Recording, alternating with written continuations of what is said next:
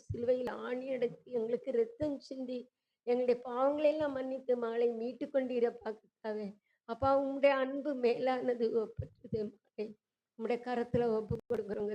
நினைத்தருளுங்கப்பா, நினைத்தருளுங்க. அப்பா தகப்பனே, ஜீவனுள்ள சாட்சியாக இன்னும் அநேகருக்காக சாட்சி சொல்ல தகப்பனே, மகளுடைய ஆயுசு நாட்களை பெருக பண்ணுங்கப்பா, ஆரோக்கியம் அதிகரிக்க பண்ணுங்கப்பா. அப்பா உம்மால் கூடாது ஒன்றும் கர்த்தாவே. விசுவாசிக்கிறவனுக்கு எல்லாம் கூடும் கர்த்தாவே. விசுவாசிக்கிறவன் மனம் பதறான் கர்த்தாவே ராஜா. என் தகப்பனே ராஜா, உண்மையே நம்பியிருக்கோம் அந்த மகளுக்கு. தகப்பனே நீர் பெரிய காரியங்களை செய்து தகப்பனே ராஜா, என் தகப்பனே ராஜா, மறுபடியும் எங்களுடைய மத்தியிலே மகளை கொண்டு வந்து சாட்சி சொல்ல கிருபை செய்யும். உம்மை ஸ்தோத்திரிக்க கிருபை செய்யும். அந்த குடும்பம் முழுவதும் ரட்சிக்கப்பட கிருபை செய்யும். அந்த 2 குமாரரையும் உம்முடைய கரங்களில் ஒப்புக்கொடுக்கிறோம். நீர் கொடுத்த பிள்ளைகளை கர்த்தாவே, பிள்ளைகளை தகப்பனே ராஜா, அப்பா உம்முடைய கரங்களுக்கு ஒப்புக்கொடுக்கிறோம் கர்த்தாவே. பிள்ளைகளை ஆரோக்கியமாக்கும், பிள்ளைகளை பலப்படுத்துங்க கர்த்தாவே ராஜா. ஒரு தீங்கும் அணுகாதபடிக்கு காப்பாளுங்கப்பா. அப்பா கர்த்தாவே ராஜா, உம்முடைய கிருபையின் சட்டைக்குள்ளாக மறைத்துக் கொள்ளுங்க கர்த்தாவே ராஜா. என் தகப்பனே ராஜா, உம்முடைய கரங்களில் ஒப்புக்கொடுக்கிறோம். ஜீவனுள்ள நாளெல்லாம் உம்மை துதிக்கும்படியாக தகப்பனே பலத்த கிரியை நடப்பீங்கப்பா கர்த்தாவே ராஜா. நீ சர்வமுள்ள தேவனப்பா. ரூத்தையும் அப்பா, ரூத்து பர்த்தா 2 பிள்ளைகளையும் உடைய கரங்களில் ஒப்பு கொடுக்கிறோம். முழு குடும்பத்தையும் கர்த்தாவே உமக்கு சாட்சியா நிறுத்தும். விசேஷமாக ரூத்தை இன்னமும் கர்த்தாவே உம்முடைய வாக்கியத்தினாலே நிலைப்படுத்தி ஸ்திரப்படுத்தி பலப்படுத்தி ஜீவனுள்ள சாட்சியாக அப்பா அந்த பிள்ளைகளும் எழும்பி சொல்லத்தக்கதாக நீங்க கிருபை செய்யுங்கப்பா கர்த்தாவே. உம்முடைய நாமம் மகிமைப்படட்டும்ப்பா. உம்முடைய நாமம் மகிமைப்படட்டும் கர்த்தாவே. நாங்கள் விசுவாசிக்கிறோம் கர்த்தாவே ராஜா. அப்பா கர்த்தாவே, அநேகருடைய பிரார்த்தனை தகப்பனே ராஜா, மகளுக்கு தகப்பனே ராஜா சுகம் கொடுத்த நீர் வல்லவர் தகப்பனே.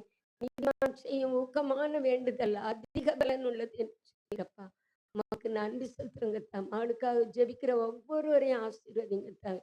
அந்த பிரார்த்தனைக்கு பிரதிபலன் செய்யுங்க. அப்பா அவங்களுடைய கரத்தில் மகளையும் ரூத்தையும் ரூத் குடும்பத்தையும் பிள்ளைகள் 2 குமாரையும் ஒப்பு கொடுக்குறோம். அவள் நினைத்தபடி அல்லப்பா கர்த்தாவே, உம்முடைய சித்தம் மகளில் நிறைவேறட்டும். ஆயுசு நாட்களை பெருக பண்ணி ஆரோக்கியத்தோடு காத்து உம்முடைய நாமத்தை மகிமைப்படுத்தும்படியாய் மீட்பர் இயேசுவின் இன்ப நாமத்தில் ஜெபிக்கிறேன் நல்ல பிதாவே, ஆமென். ఆమేన్. ముగింపుకి వచ్చేసాము. ఇంకా కొద్దిసేపు కొంచెం ఓపికతో వినండి. ఉదయం నుంచి మనం విన్న అన్నింటి మీద చివరి కన్క్లూషన్ సంజక్క మనకు చెప్తారు. సరేనా?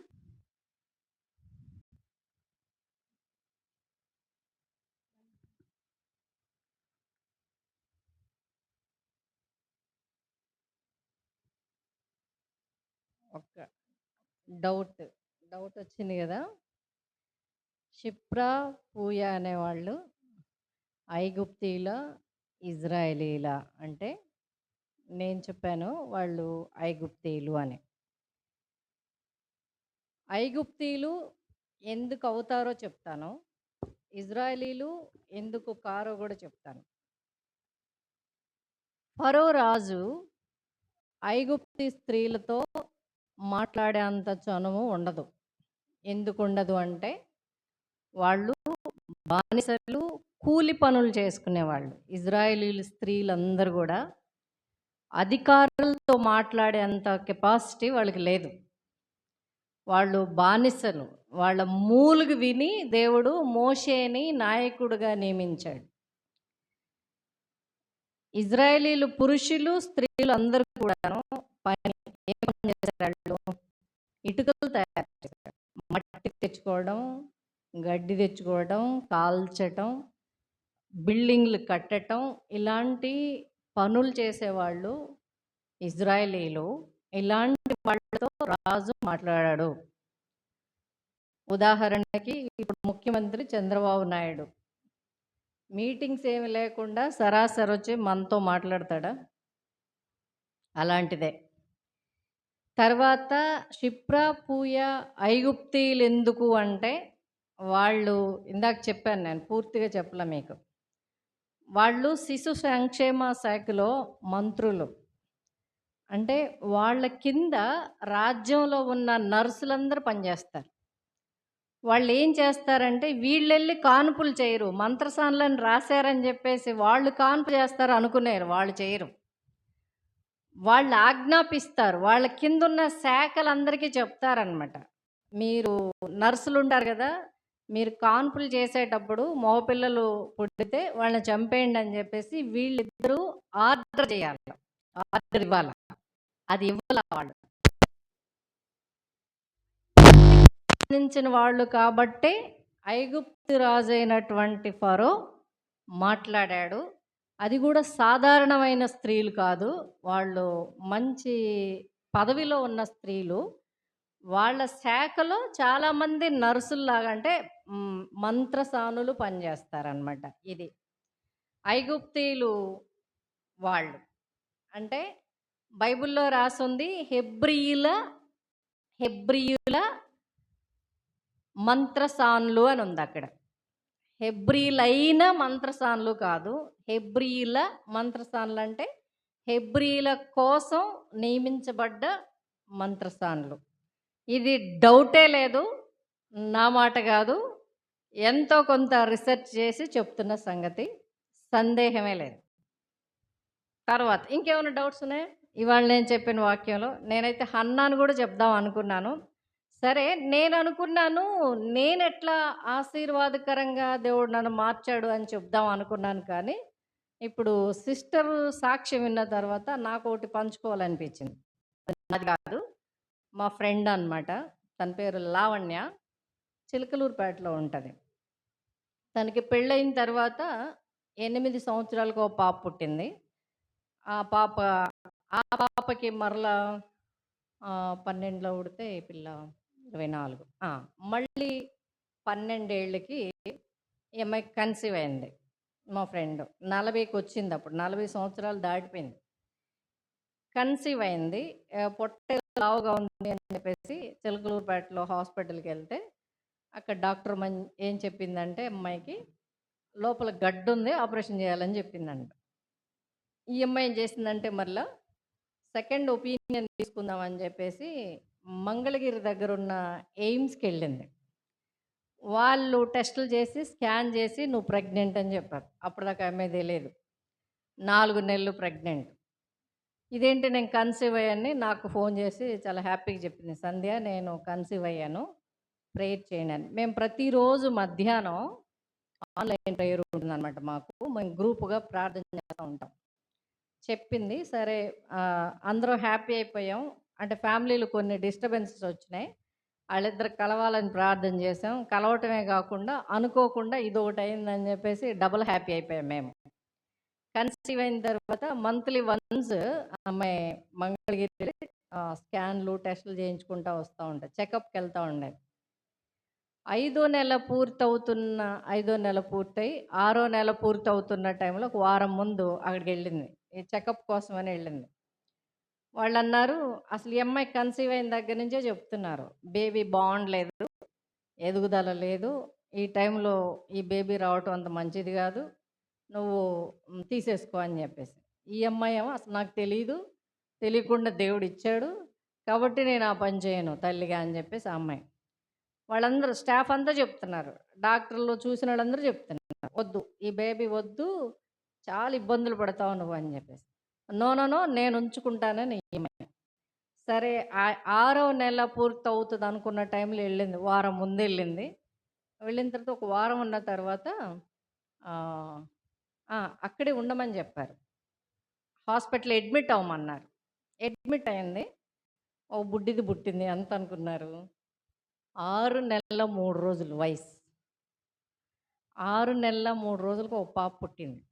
పుట్టింది ఏమన్నా బాగుందా అంటే ఏమీ బాగలేవు, అన్నీ సరిగ్గా ఫామే అవ్వలేదు. అంటే బేబీ స్కిన్, బోన్స్, ఫ్లెష్ ఇవన్నీ అయిపోయినట్టు కూడా కనిపించకుండా ఉందన్నమాట పాప.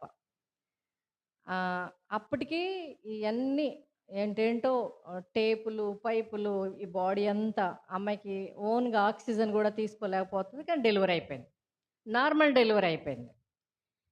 ఇంక వాళ్ళ హస్బెండ్ అన్నాడు, ఈ అమ్మాయి పెరిగి పెద్ద ఎన్ని తలకాయ నొప్పులు మనకి అవసరమా అని చెప్పి వెళ్ళిపోయాడు. తర్వాత ఈ బుడ్డి పాప వాళ్ళ నాన్న, తర్వాత డెలివరీ అయిన పెద్ద పాప ఉంది కదా, వాళ్ళ నాన్న కూడా, మీ ఆయనకేం పెద్ద జాబ్ ఉందా, ఇలాంటి పాపను నువ్వు ఎట్ట పెంచుతావు? ఎట్లా పోషిస్తావు? ఏమున్నాయి మీ దగ్గర డబ్బులు? ఎందుకు వదిలేసిరా అని చెప్పి వాళ్ళ నాన్నగారు కూడా వెళ్ళిపోయారు. వాళ్ళ అమ్మకి ఆరోగ్యం బాగుండదు. ఈ అమ్మాయి దగ్గర ఎవరు లేరు. ఒకరోజు అంటే పుట్టిందని తెలిసి ఇవన్నీ ఇంత క్రిటికల్ సిచ్యువేషన్ ఉందన్న సంగతి నాకు తెలీదు. తర్వాత మరలా ఫోన్ చేసింది. ఏడవదు ఎప్పుడు. అంటే చాలా అప్ అండ్ డౌన్స్ వచ్చినాయి ఫ్యామిలీలో.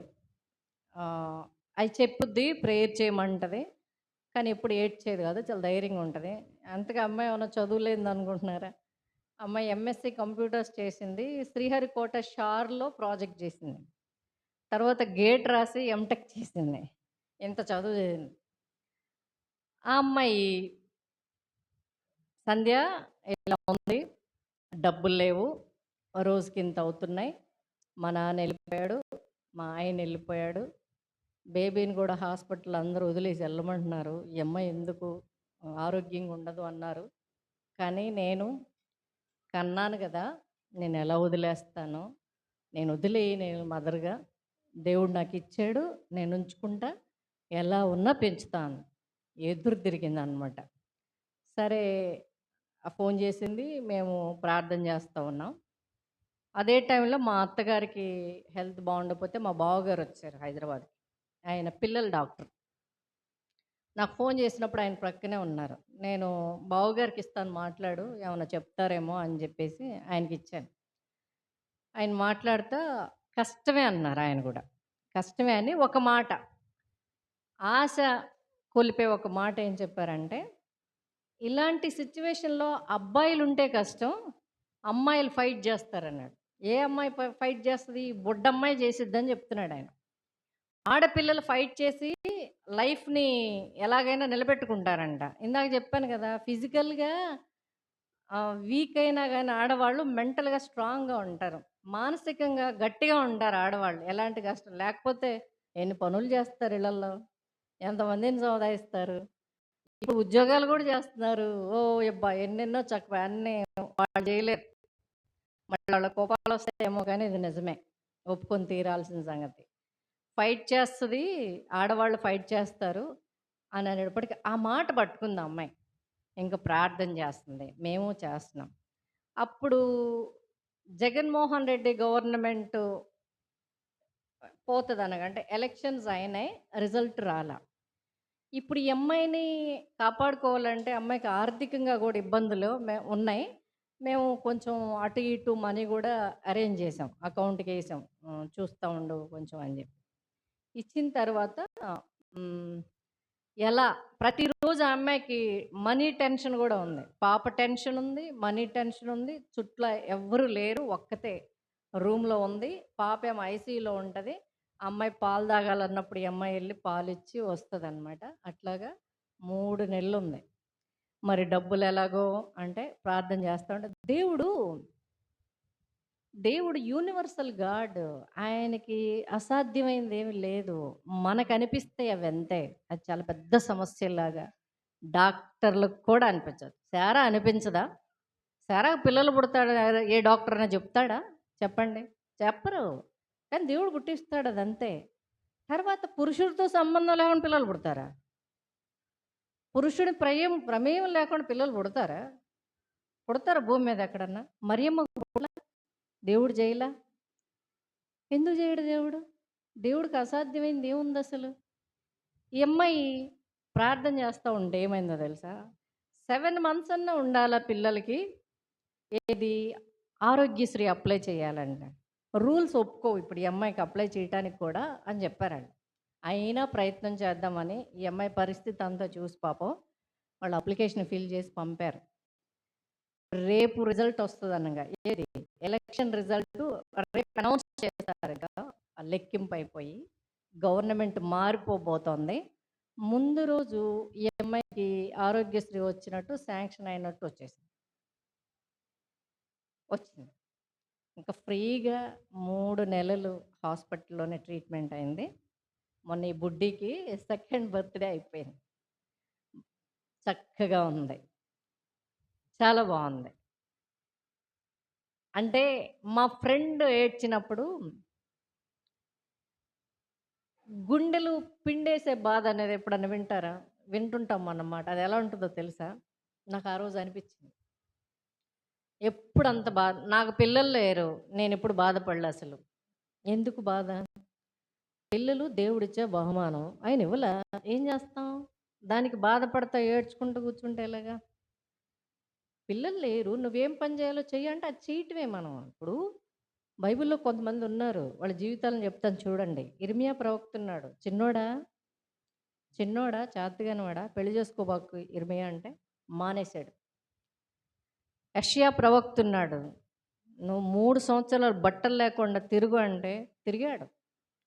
హోషియా ప్రవక్త ఉన్నాడు. వేశ్యని పెళ్లి చేసుకుంటే చేసుకున్నాడు. యెహెజ్కేలు ప్రవక్త ఉన్నాడు. నీకు ఇష్టమైన దాన్ని నేను తీసుకుంటున్నానంటే తీసుకో ప్రభువా అన్నాడు. ఎవరనుకున్నారు? భార్యని. ఎందుకంటే వాళ్ళున్న కాలంలో ఆయా పరిస్థితులను బట్టి దేవుడు కొన్ని చేయవలసి వస్తది అంతే. ఒక్కొక్కళ్ళ ద్వారా ఒక్కొక్క కార్యాన్ని చేస్తాడు. ఒక్కొక్క రకంగా ఆయన మహిమను కనబరుచుకుంటాడు. కొంతమందికి ఉండి కనపరుచుకుంటాడు. కొంతమందికి లేకుండా కనపరుచుకుంటాడు. కొంతమందికి మంచిది ఇస్తాడు. కొంతమందికి మంచిది ఇవ్వకపోయినా వాళ్ళ జీవితాలను అద్భుతంగా ఎలా ఉంచాలో అలా ఉంచుదా ఆయన ఇష్టం అంతే. అది ఆయన ఇష్టం. ఉంచుతాడా? తీసుకుంటాడా? ఆయన ఇష్టం. ఆయన ఇష్టానికి వదిలేయాలి మనం. అదే విశ్వాస జీవితం అంటే. భక్సింగ్ గారు బైబిల్ కాలేజీలో చెప్తున్నాడు. ఎవరి గురించి? యోనా గురించి చెప్తున్నాడంట. ఏమనంటే యోనాని చేప మింగింది. 3 రోజులు ఆయన చేప కడుపులో ఉన్నాడు. తర్వాత ఏ ఒడ్డునైతే ఆయన ఎక్కడికైతే వెళ్ళాలో ఆ ప్లేస్‌లో కక్కేసింది అని చెప్తుంటే, బైబిల్ కాలేజీలో వాక్యం వింటున్న ఒక స్టూడెంట్ లేచి, ఇది అసలు నమ్మటానికి సాధ్యమైన సంగతేనా? మీరు నమ్ముతారా? అని అడిగాడంట. ఎదురు ప్రశ్న భక్సింగ్ గారిని. ఆయన ఏమన్నాడు తెలుసా? ఇప్పుడిక్కడ యోనాని చేప మింగింది అని బైబిల్‌లో రాసుంది. అది గాకుండా యోనా చేపను మింగి 3 రోజుల తర్వాత కక్కాడని రాసున్నా నేను నమ్ముతానంతే. దీన్నే విశ్వాసం అంటారు. ఇందాక మనం హెబ్రీలు 11:6లో చదివాం గదా! విశ్వాసం లేకుండా అవదు. అంతే. నువ్వు క్రైస్తవుడం అంటే నమ్మి తీరాల. తోమా, తోమా గురించి గూడా నెగెటివ్‌గా చెప్తారు. వేళ్ళు పెట్టాడు అని. ఎందుకు వేళ్ళు పెట్టాల్సొచ్చింది తెలుసా తోమా? తోమాని పరిచర్యకి పొమ్మని దేవుడు యేసుక్రీస్తు ప్రభువారు ఉన్నప్పుడే చెప్పాడు. ఎక్కడికి? ఇండియాకి. ఇండియాలో ఏమున్నారు? 3,000,000 దేవతలున్నారు. ఇంతమందికి చెప్పాలంటే ప్రూఫ్ ఉండాల. నువ్వు భలే చెప్పొచ్చావులేవయ్యా! ఆయన సిలువ వేయబడ్డాడా? మరణించాడా? తిరిగి లేచాడా? ఇది నిజమా అంటే నిజమే. నీ పేరు పెట్టినప్పుడే చూసా. నీకు తెలుసా? అని చెప్పడం కోసం దేవుడు పెట్టించుకున్నాడు. అప్పుడేమన్నాడు ఆయన? నా దేవా, నా దేవా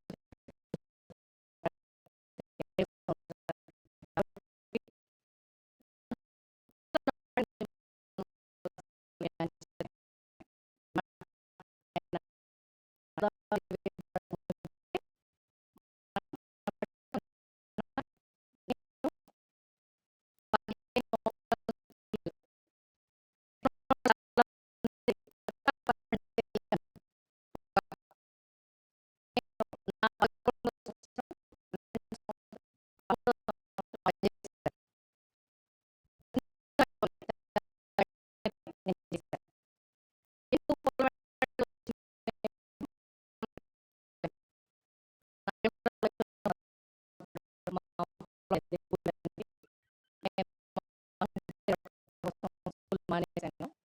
ఇక మానేయటం 2 సంవత్సరాల తర్వాత నేను కూడా పొలం పనికి వెళ్ళిపోయాను. 14 ఏళ్ల వరకు ఇంక కంటిన్యూస్‌గా నేను స్కూల్‌కే. ఆ మొదటి తరగతిలో ఏం నేర్చుకున్నానో అదే నేర్చుకున్నాను. 14 ఏళ్ల వయసున్నప్పుడు మనకి జాబ్ వచ్చింది. ఆ తర్వాత మేము మా విలేజ్ దాటి మా ఊరు ఎక్కడో కాదు ఇక్కడే అద్దంకి దగ్గర బొమ్మనంపాడు అని ఒక విలేజ్. ఆ విలేజ్ నుంచి మేము బయటకొచ్చాము. పర్చూరు కారంచేడు దగ్గర చీరాల దగ్గర ఊరు మనకి పోస్టింగ్ అనమాట. అక్కడికి వెళ్ళిన తర్వాత నేను చదువుతానని మా నాన్నకి చెప్పడం జరిగింది. నేను దగ్గర 15 ఏళ్ల వయసులో మళ్ళీ అక్షరాలు నేర్చుకున్నాను. నంబర్లు నేర్చుకున్నాను. తెలుగు నేర్చుకున్నాను. ఇంగ్లీష్ నేర్చుకున్నాను. రాశాను నేను. పబ్లిక్ ఎగ్జామ్ అది. పాస్ అయిన తర్వాత 8th class, 9th, 10th, inter, degree, MA, MPhil, PhD చేశాను. ఇప్పుడు నా పేరు అంతకుముందు పొట్టి సంధ్యారాణి. ఇప్పుడు నేను డాక్టర్ సంధ్యారాణి. ఆంధ్ర యూనివర్సిటీలో. నేను అనుకునేదాన్ని దేవుడు నాకెంత చదివిస్తున్నాడు. నాకు ఒక ఉన్నతమైన ఉద్యోగం దాచిపెట్టాడు. అందుకే చదివిస్తున్నాడు. లేకపోతే ఆ పొలంలో ఉండిపోయేదాన్ని కదా నేను అనుకున్నాను. తర్వాత ఆయన నాకు 2004 నుంచి పరిచర్యకి సంబంధించిన వాగ్దానాలు ఇస్తా వస్తే నేను పక్కన పెట్టాను. ఎలా చేస్తాను నేను పరిచర్య అని చెప్పి. కానీ ఆయన సీరియస్‌గానే ఇస్తా వచ్చాడు. 2017లో యెషయా గ్రంథం 42వ అధ్యాయంలో ఇచ్చాడు ఒక వాగ్దానం. అది ఎవరిని గురించి చెప్పారు అంటే చదువుతారా? నేను కళ్ళజోడు కింద పెట్టేసాను. బంధింపబడిన వారిని చెరసాలలో నుండి వెలుపలికి తెచ్చుటకును, చీకటిలో నివసించు వారిని బందీగృహముల నుండి వెలుపలికి తెచ్చుటకును, యెహోవాను నేనే నీతి విషయములలో నిన్ను పిలిచి నీ చేయి పట్టుకొని ఉన్నాను. నిన్ను కాపాడి జనముల కొరకు నిబంధనగా నియమించున్నానని చెప్పారు. ఎవరిని విడిపించడానికి? చీకట్లో ఉన్న వాళ్ళని, బందీ గృహంలో ఉన్న వాళ్ళని, బంధకాలలో ఉన్న వాళ్ళని, వీళ్ళందరినీ విడుదల చేయడం కోసం నేను నియమించుకున్నానని 2017 అంతకుముందు కూడా ఉన్నాయి. అబ్రహామును పిలిచిన వాగ్దానం 2008లో వచ్చింది. అయితే నేను వదిలేసాను అనమాట. నేను ఇంత చదువుకొని ఉద్యోగం చేయకుండా అని అనుకుంటా ఉన్నాను అనమాట. దేవుడు పరిచర్యకి సంబంధించిన వాగ్దానం చాలా ఇచ్చాడు. 2023లో ఎలా చేస్తాను పరిచర్య అంటే లాక్డౌన్ వచ్చింది. లాక్డౌన్లో మేము ఒక ఆన్లైన్ గ్రూప్గా ఫామ్ అయ్యాం. కాన్ఫరెన్స్ కాల్ వాకింగ్ చెప్పుకుంటూ వచ్చాం. నేను ఈరోజు మీ ముందర నేను బైబుల్ చాలా తక్కువ ఓపెన్ చేశాను, మీరు గమనించలేరు. ఇంతమంది గురించి చెప్తున్నాను, వచనాలు కొనే చదివాం.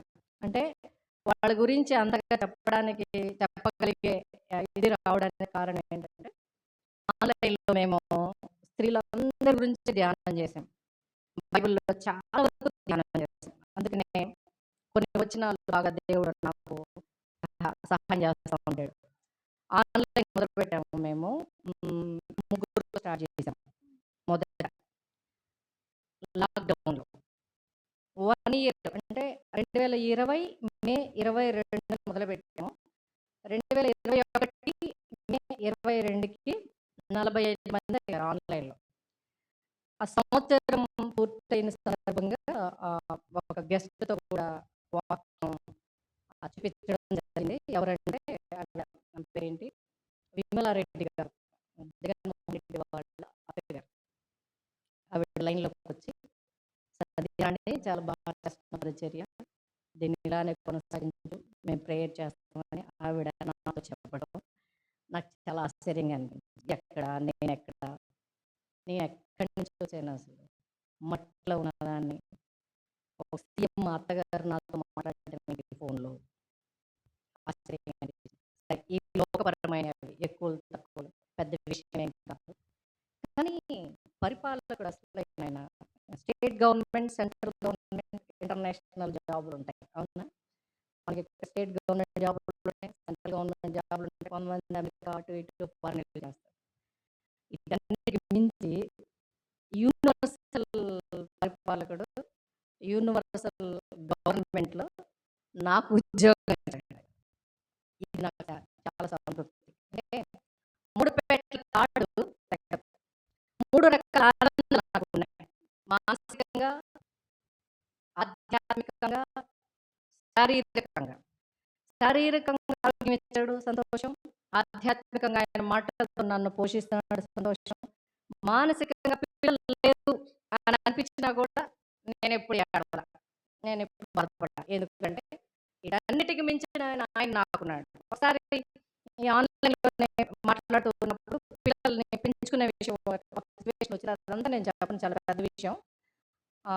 వేరే వాళ్ళు నాకు ఫోన్ చేసి, "ఇద్దరు పిల్లలున్నారు. సెకండ్ వేవ్‌లో వాళ్ళ పేరెంట్స్ ఇద్దరు చనిపోయారు సంధ్య. నువ్వు పెంచుకుంటావా?" అని అడిగాను మేడం. సరే ఆంటీ అని చెప్పాను ఆవిడకి. నేను వాళ్ళ నంబర్ ఇస్తానని ఫోన్ నంబర్ నాకు ఇచ్చారు. నేను అప్పుడు వాకింగ్ చేస్తా ఉన్నాను. నాకు షుగర్ ఉంది, నడుస్తుంది బాగా. వాకింగ్ చేస్తున్నప్పుడు ఆవిడ నాకు ఫోన్ చేశారు, ఒక ఆంటీ. నేను అప్పుడే కొత్త ఫోను మాట్లాడుతూ నంబర్ సేవ్ చేసుకుంటూ నాకు రాలా.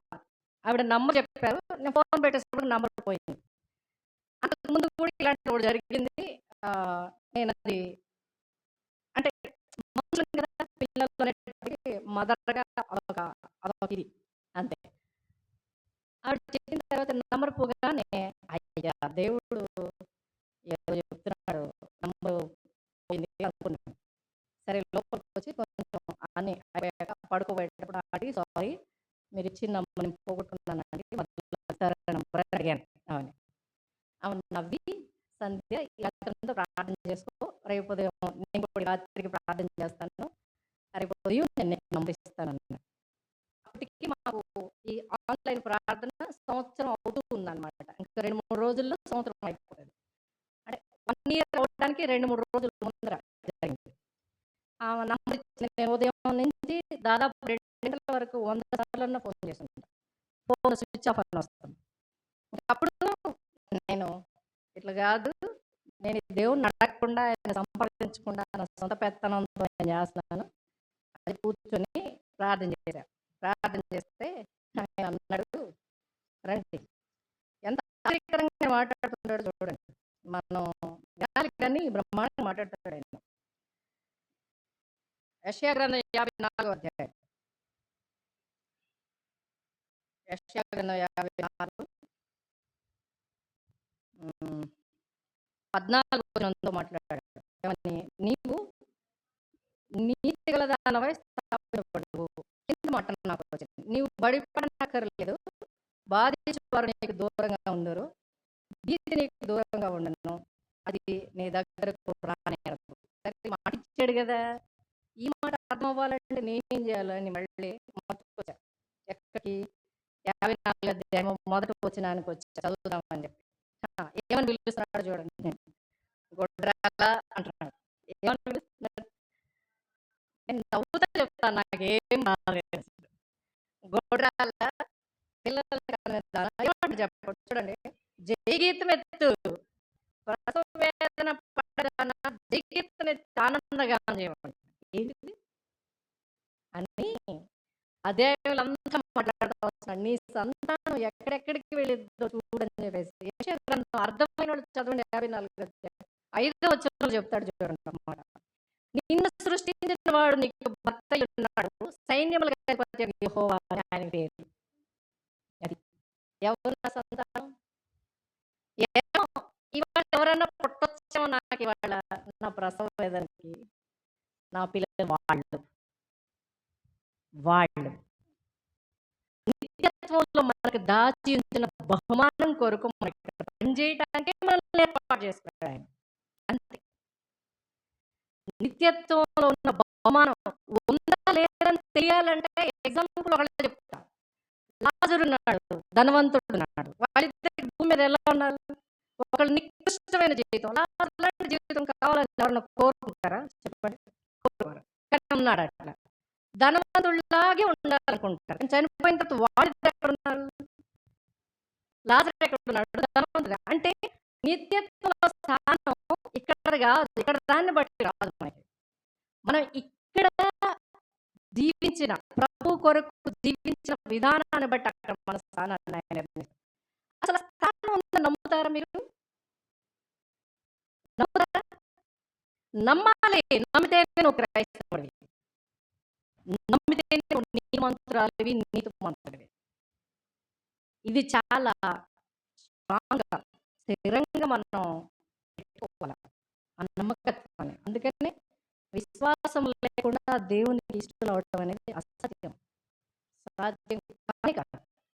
ఇక్కడ పరిస్థితులను బట్టి అసలు మీరు బెంగే పెట్టుకోవద్దబ్బా. అవన్నీ ఎంతకాలం ఉండి చెప్పండి. మనం ఎంతకాలం ఉంటాం? బాగా 100 ఏళ్ళు. 100 ఏళ్ళప్పుడు ఏం సరిగ్గా లేకపోతే అందరూ ఎప్పుడు అంటారు కదా. మా మేనత్త ఉన్నారు, 90 ఏజ్లో ఉంది వయసు. సొంత మనవరాలే కోడలు, ఎప్పుడు చచ్చిపోతారు అంటున్నారు. వీళ్ళందరినీ పెంచారండి మళ్ళా పెద్దవాళ్ళు. పెద్దవాళ్ళని చూసుకోవడం కూడా కష్టమే. వాళ్ళందరినీ పెంచిన ఆమె కష్టమైపోయింది అందరికీ. అంటే మనం ఒకవేళ అంతకాలం జీవించినా కూడా ఇష్టం అందరికీ భారమైన జీవితం. ఈ మోషి రాశాడు కదా, 70 లేదంటే 80 ఆయాసం దుఃఖం అన్నాడు. ఎందుకు రాశాడు చెప్పండి ఆ మాట? 90 ఆ, ఎందుకు ఆ మాట అన్నాడు ఆయన? ఎందుకంటే 6 లక్షల కాల్బలంతో బయలుదేరాడు. ఎక్కడి నుంచి? ఐగుప్తు నుంచి. ఎడారిలో ప్రయాణం చేస్తున్నారు. అక్కడ బయలుదేరిన వాళ్ళు ఎంతమంది వెళ్ళారు కనానికి? 2 వెళ్ళారు, యెహోషువ, కాలేబు. మిగిలిన వాళ్ళందరూ ఏమైపోయారు? మధ్యలోనే రాలిపోయారు. వీళ్ళందరూ సమాధి చేసిన ఆయనే. లక్షల మందిని 40 సంవత్సరాల సమాధులు చేసి ఆయన నేర్చుకున్న నీతి ఏంటంటే, బాగా బతికితే 70, అందుకంటే ఒకవేళ 80 అయినా ఆయాసం దుఃఖం, ఇదిగో నేను ఎందుకు కూర్చొని లేవలేకపోయా, 70 కూడా అలా, కానీ మోకాళ్ళ నొప్పులు వచ్చినాయి.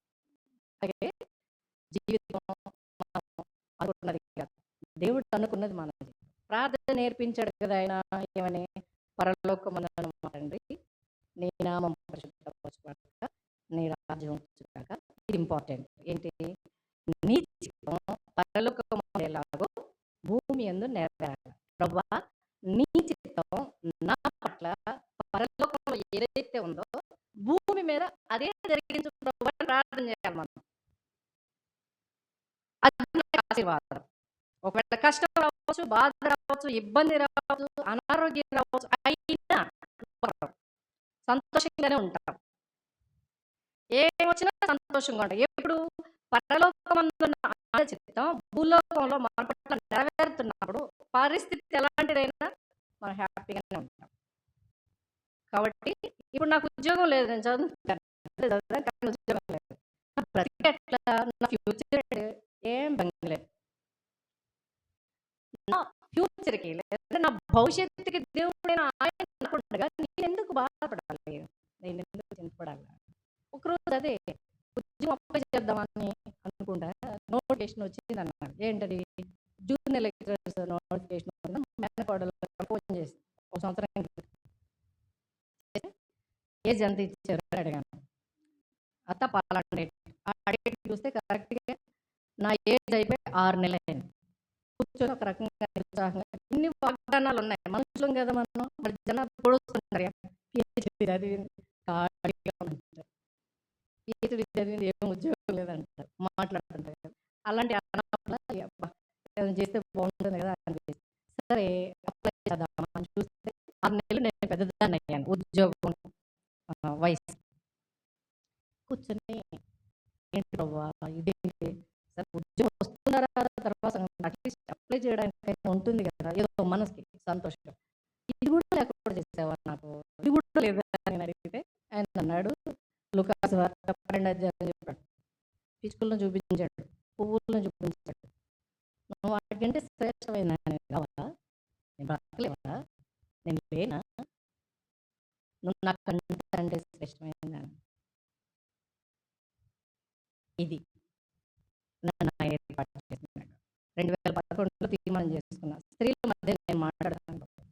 ఇది ఎలాగా అంటే, సుదర్శన్ రావు గారు నెల్లూరు నుంచి ఒక సావుకుడు వచ్చారు, విశాఖపట్నంలో ఉన్న మీటింగ్స్ అయిన స్పెషల్గా.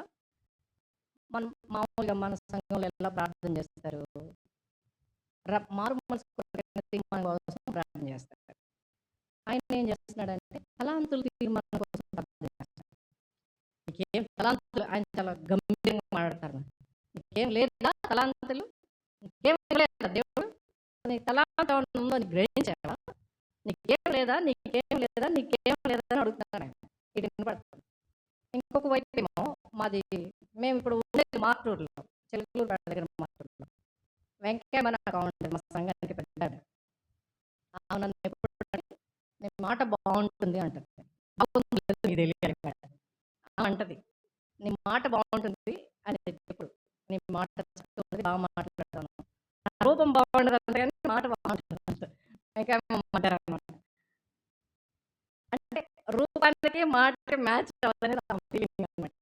నీ మాట బాగుంటుందంటే ఈయన నీకు తలంత ఏం లేదంటే ఇటువైపు నుంచి నీ మాట బాగుంటుంది అనేది ఆమె సౌండ్ వినపడుతుంది నాకు వైజాగ్లో.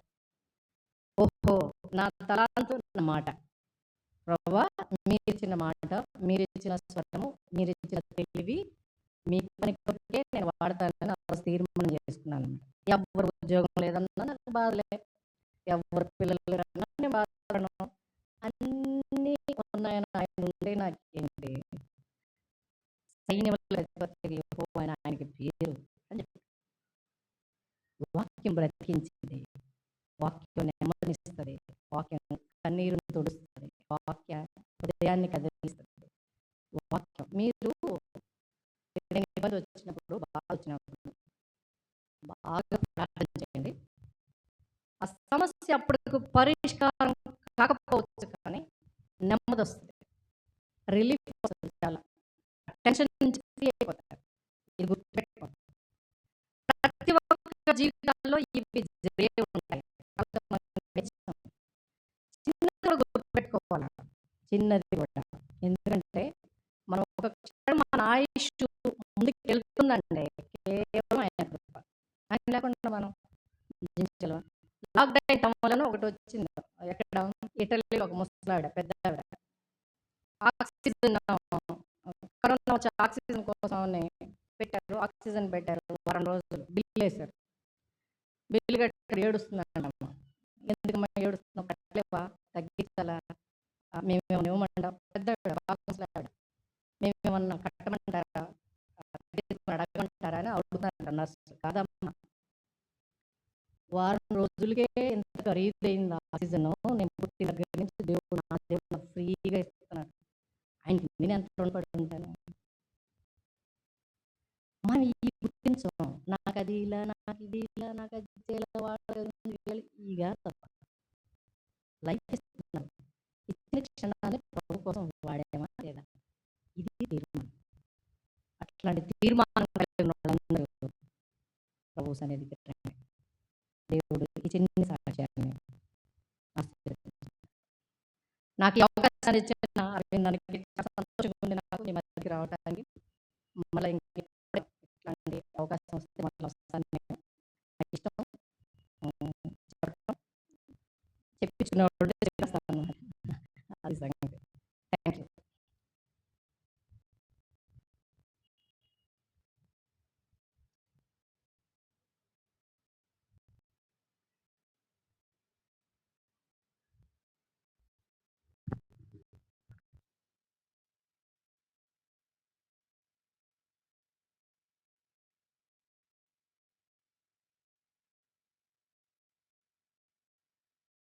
చాలా చాలా వందనాలు. మరి మేము ప్రతి నెలలో సెకండ్ సాటర్డే స్త్రీల మీటింగ్ పెట్టుకుంటాం బెరకాలో. అయితే ఈ నెల ఆగస్టు 8 వచ్చింది. ఆగస్టు 8 వెళ్ళామన్నమాట. మన డాక్టర్ రాజు గారు వచ్చారు కదా, అరవింద్ అన్న వాళ్ళ మేనమామ, తన బర్త్డే రోజు. మరి అంకుల్ గారు ఉన్నంత వరకు అంకుల్ గారే వెళ్ళి ప్రేయర్ చేసి వచ్చేవారు. తర్వాత ఇంకా అరవింద్ అన్న తప్పనిసరిగా వెళ్ళి ప్రార్థన చేసి రావాలి వెళ్ళి, అందుకని వెళ్ళి నెక్స్ట్ వీక్కి పోస్ట్పోన్ చేసుకున్నాం. మేము వచ్చిన వెంటనే శనివారం ఏ రోజు వచ్చిందని చూస్తే అది ఆగస్టు 15, అంటే స్వాతంత్ర దినోత్సవం సెలవు కూడా. అందరు ఇంట్లో ఉంటారు. అయితే అన్న నేను ఎప్పటి నుంచో ప్రార్థన చేస్తున్నాను, ఒక్క రోజు అంతా స్త్రీ మీటింగ్ కలిగి ఉండాలని. మేము అప్పుడే డిసైడ్ అయ్యాము. ఇదంతా ఒక నెల క్రితమే మేము అనుకుంటున్నాం అన్నమాట. ప్రార్థన చేసినప్పుడు సరే మరి వాక్యం చెప్పడానికి ఎవరిని పిలవాలి, మీకు గుర్తుండే ఉంటుంది కదా, ఒక సంవత్సరం సలోమి ఆంటీ వచ్చారు లండన్ నుంచి, తర్వాత సంవత్సరం శారా ఆంటీ వచ్చారు కదా.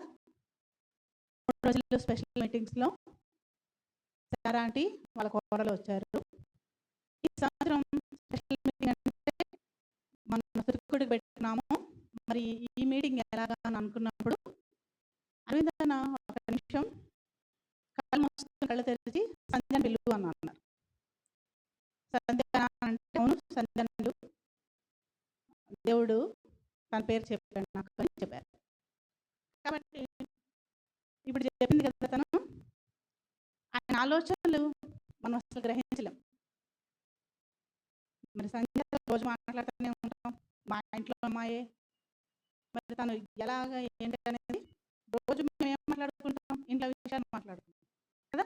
తను ఎలా వాక్యం చెప్తుందో ఇప్పుడే చూడటం. అలాగా దేవుడు ఎవరికి ఏ తలాంత ఇచ్చాడో గ్రహించుకోవాలి. నిజంగానే చాలా చాలా చాలా విషయాలు చెప్పుకుంటూ వచ్చింది. దేవుడు తనని మరి అంత బలంగా మన మధ్య వాడుకున్నాడు. మరి తను మనకి ఇచ్చిన ఇన్ఫర్మేషన్ అంతా మనం కూడా మరి మనకే తలాంత ఇచ్చాడు. దేవుడు మనల్ని ఎందుకు రక్షించుకున్నాడు, ఎందుకు పిలిచాడు. ఎన్నో కోట్ల మంది జనాభాలో ఇక్కడున్న కొద్ది మంది దేవుడు మరి చూడండి, నేను పర్టికులర్గా ఈ సంవత్సరం నా వాగ్దానం, నిన్ను తనకు స్వకీయ జనంగా ఏర్పరచుకున్నాను. దానిపైన కింద ఉంటుంది అన్నమాట. నువ్వు గొప్ప వంశపు దానివని కాదు, నీ మీద ప్రేమ ఉంది కాబట్టి ఏర్పరచుకున్నాడు. అవును, దేవుడు నన్ను ఎంతో ప్రేమించాడు. ఎన్నో అద్భుతాలు మరి నా జీవితంలో నేను చూస్తూ వచ్చాను. కాబట్టి అలా దేవుడు మన పక్షంగా ఆయన ఆలోచన ఏంటో మనం గ్రహించుకొని ఆయన చెప్పిన పని ఏంటి, ఆయన కోసం మనం ఏం చేయాలి, అన్నీ ఆయనే చేయాలని కోరుకోవద్దు. మనం ఏం చేయాలి, మనల్ని ఏం చేయమని పిలుస్తున్నాడు కదా. ఎవరైనా ఊరికి ఉండగలరా? ఆంధ్ర యూనివర్సిటీ బెస్ట్ యూనివర్సిటీ కదా, PhD చేసింది. ఊరికే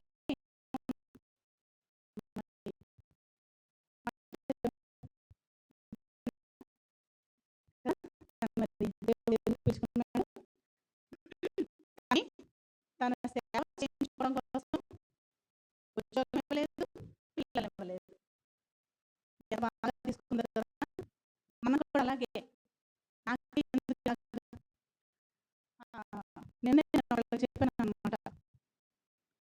నాకే ఎందుకు ఇలాగని ఒకటి బ్రదర్ నన్ను మాటికి అడుగుతూ ఉంటాడు. నేను చెప్పాను, దేవుడు పరీక్షించాలన్నా కూడా దానికి అర్హత ఉండాలి అని అన్న. అంటే తనన్నాడు, ఆ అర్హతలు మాకు చాలా ఎక్కువ ఉన్నాయి అక్క అన్నాడు. అవును, మరి అందుకని పరీక్షిస్తున్నాడు. ఈ పరీక్షకి విజయం చాలా గొప్పగా ఉంటుంది, వస్తూ ఉండు. ఇప్పుడు నువ్వు ఇంత నిష్ఠూరంగా ఉన్నావు కదా, ఒకరోజు నువ్వే వచ్చేస్తావు అన్నాను. కాబట్టి ప్రతి నిమిషం ప్రతి క్షణం మరి మనల్ని మనం రక్షించబడ్డాము. ఇంకా ఎవరైనా ఆ అనుభవము, ఆ రక్షణ ఆనందం లేకపోతే ఇక సమయం లేదు. ఇది మాత్రం వాస్తవం. ఇదే ఆనందమైన సమయం, రక్షణ దినం. యేసు ప్రభువా నేను పాపినని దయచేసి ఒప్పుకోండి.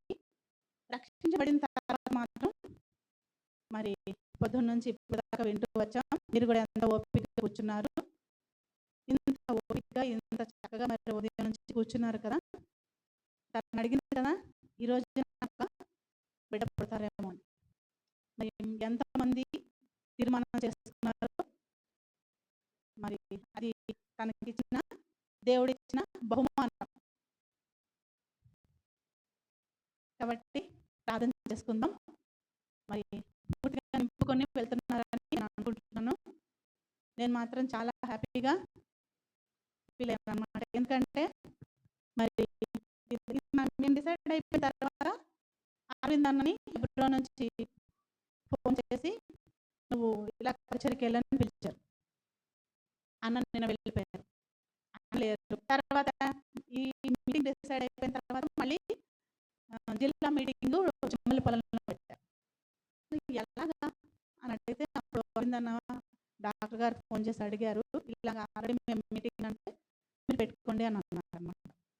అలాగా ప్రతి కోణంలోంచి సమాధానం వచ్చింది మాకు.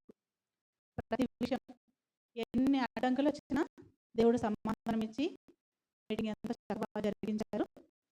కాబట్టి మనము హృదయపూర్వకంగా మరి దేవుని చిత్తాన్ని నెరవేర్చాలని అనుకుంటే దేవుడు దానికి మరి చాలా చక్కగా సాయం చేస్తారు. ఇంతవరకు మీ అందరూ కూడా చాలా వందనాలు వచ్చినందుకు. ప్రార్థన చేసుకుందాం.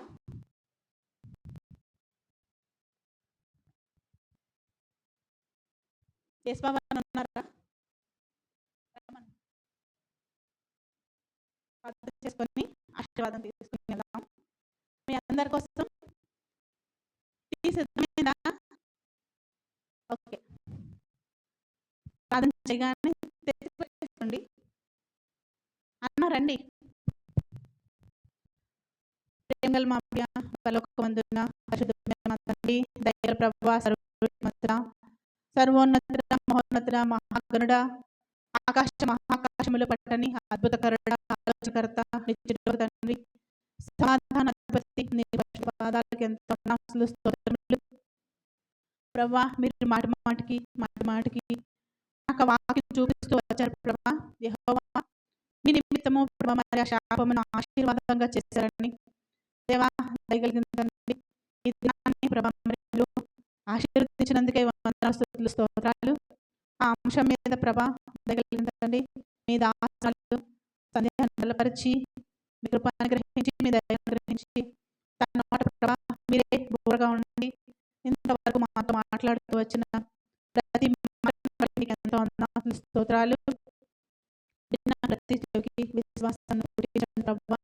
విశ్వాసం లేకుండా మీకు ఇష్టమైనటువంటి అసాధ్యం ప్రభువా. దేవా, దయగలిగిన తండ్రి ప్రభువా మరి మీ కృపలో జ్ఞాపకం చేసుకోండి. మీ కృప మీద మీ కనికరమును కుమ్మరించండి. ఇప్పుడు వచ్చిన వారందరిని బట్టి వేలాది వందనాలు, స్తోత్రములు. దేవా, దయగలిగిన తండ్రి మీ సంధ్యాన్ని బలపరిచి వాడుకున్నారు, అనుగ్రహించారు. అలాగే మాట్లాడిన మీ బిడ్డల్ని బలపరిచారు ప్రభా. మరి సాక్షి చెప్పిన దూతని జ్ఞాపకం చేసుకోండి.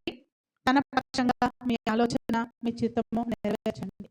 దేవా, దయగలిగిన తండ్రి తనకి ఇచ్చిన వాగ్దానాన్ని బట్టి మీకు వందనాలు ప్రభా. మరి మీ కార్యాలను వివరించడానికి తను మీరు ఏర్పరచుకున్నందుకై వందనాలు, స్తోత్రాలు. ఈ రీతిగా ప్రభా మరి ఒక్కొక్కరి పట్ల ప్రభా మరి భూమి మీద పుట్టి కాకమునిపై మీ దినములన్నీ మీ గ్రంథంలో రాసుకుంటారు ప్రభా. మీరు ఎంతో గొప్ప దేవుడు,